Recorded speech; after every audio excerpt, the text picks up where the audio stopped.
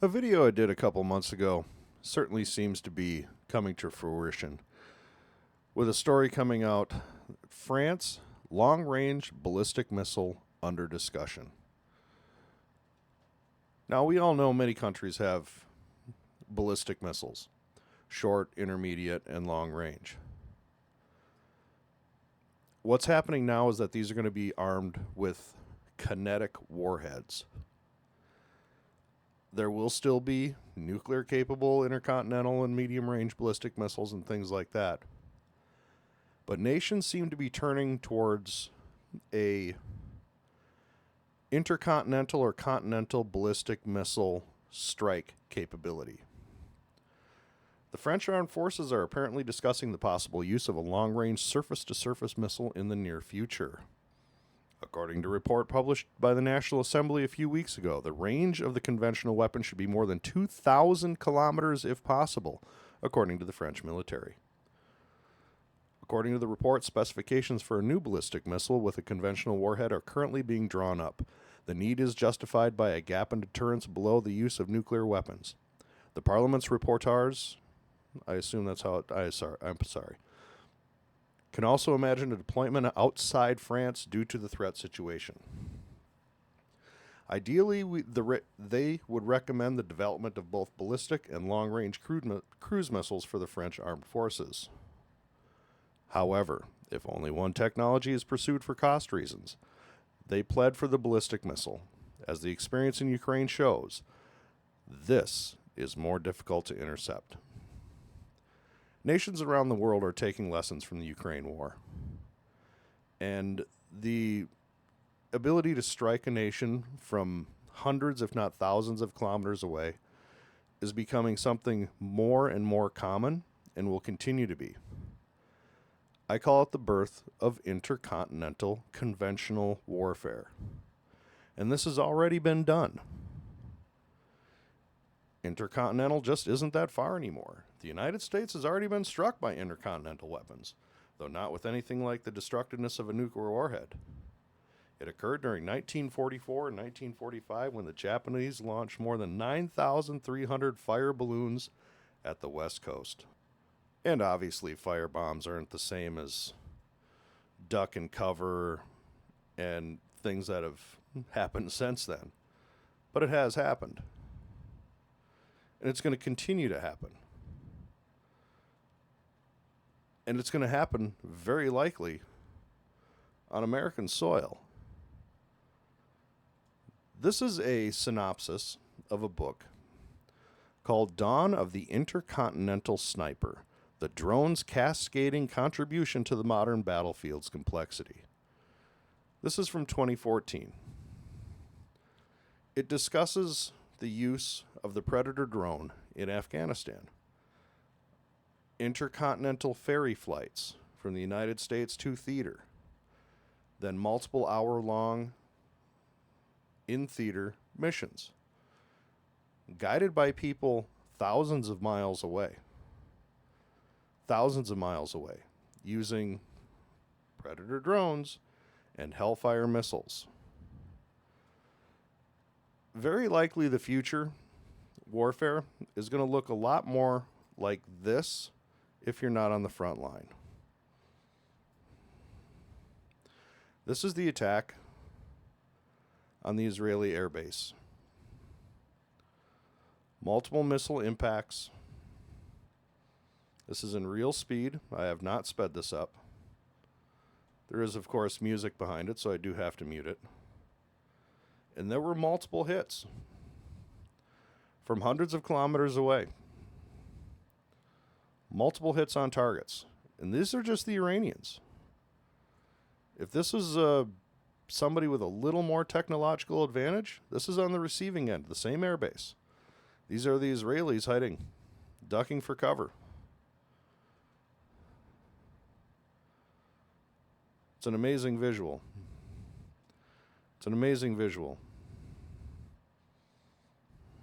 And it's the way that war is going to be. That's why something like the Golden Dome is not a silly idea. The dawn of intercontinental non-nuclear warfare, I think, is upon us. It's been upon us now for a while. This is the Oreshnik. This was last year. This is the Oreshnik missile that Russia used to attack the Ukrainian rocket factory in Dnipro. Multiple independent conventional re-entry vehicles using simply their kinetic force to destroy their target. By the way, the West is desperate to get their hands on any technology from this that they can. They have been desperate. I would go so far as to say that there's been attempts to have Russia fire another one of these because the West wants their hands on this technology. Believe me. When you have an article like this where the French are planning a ballistic missile for conventional strike purposes, you know they look at something like the Oreshnik and they just start to drool. This is the peak of conventional ballistic missile, non-nuclear warfare. It is. This is a quick video about the strikes that you saw on the Israeli base, what the Oreshniks, how they would change the game, and frankly, how the game is changing. Very brief, just going to be a couple minutes. We discussed a scenario in which Misawa, a US Air Force base in Japan, comes under attack from the Chinese. It was an interesting video, and I suggest you to have a look. However, the result of that analysis was that you may need well over 100 missiles to disable a large air base like Misawa, for example. And you need that many even if the base is not protected by anti-ballistic systems. Large air bases are hard and big targets with simply a lot of things to hit. And if the base is defended, you may need twice as many missiles.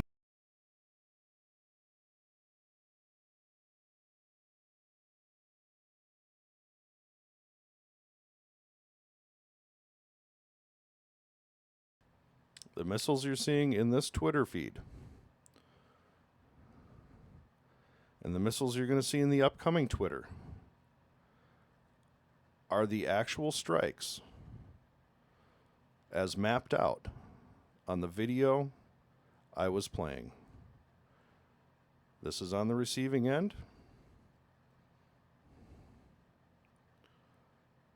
And this is what it looked like. This is a legitimate threat. Missiles because the first wave will be needed to deplete the defending battery and the second wave will do the job.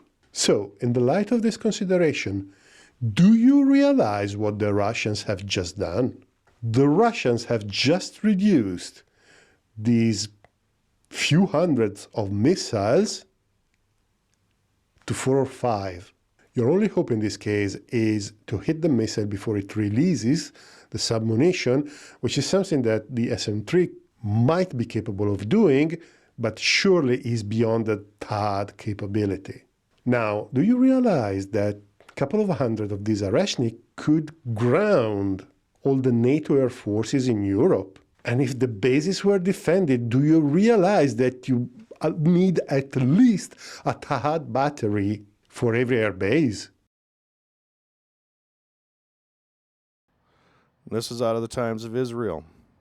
For the second time in a week, the American THAAD, Theater High Altitude Air Defense System, deployed to Israel, also engaged the missile, but missed, sources say.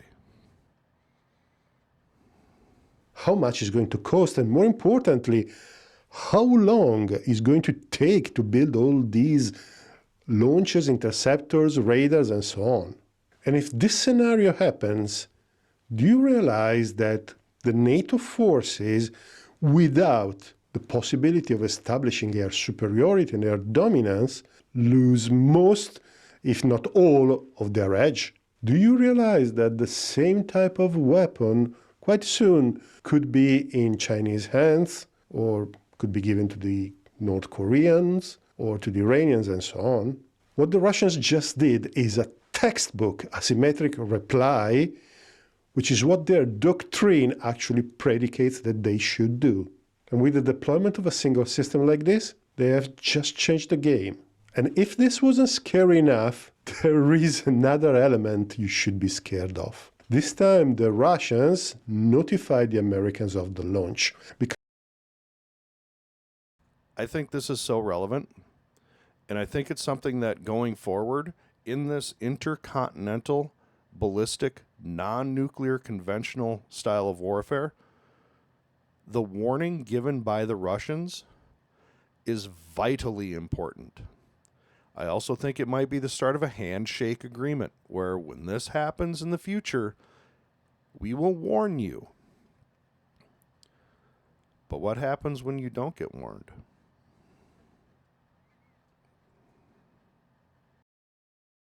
Because normally, an intermediate range ballistic missile doesn't have conventional warheads. Normally, an intermediate range, or let's go for intercontinental ballistic missile, does not have a conventional warhead. And you have no way of telling if a missile being launched is either nuclear or conventional. The Chinese have just come out and said that they just invented a sensor system that can actually tell conventional warheads from decoys and nuclear weapons.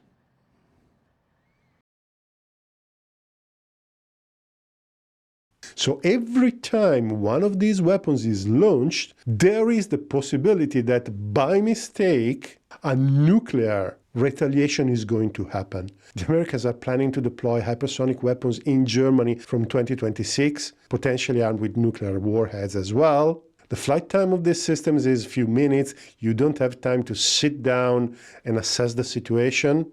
These are extremely, extremely dangerous. A commander with slightly shaky hands could initiate unwittingly a nuclear holocaust. Now, to be fair, Putin said that if they're going to use these weapons, again, they will notify in advance to let eventually civilians evacuate the area.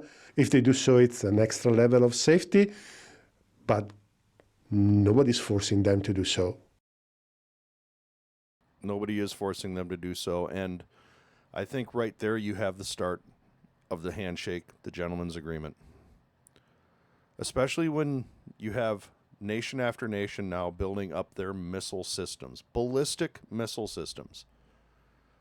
The latest, France. The handshake agreement, we're going to warn you when we launch. They did what, 30 minutes? Let's just call that the window.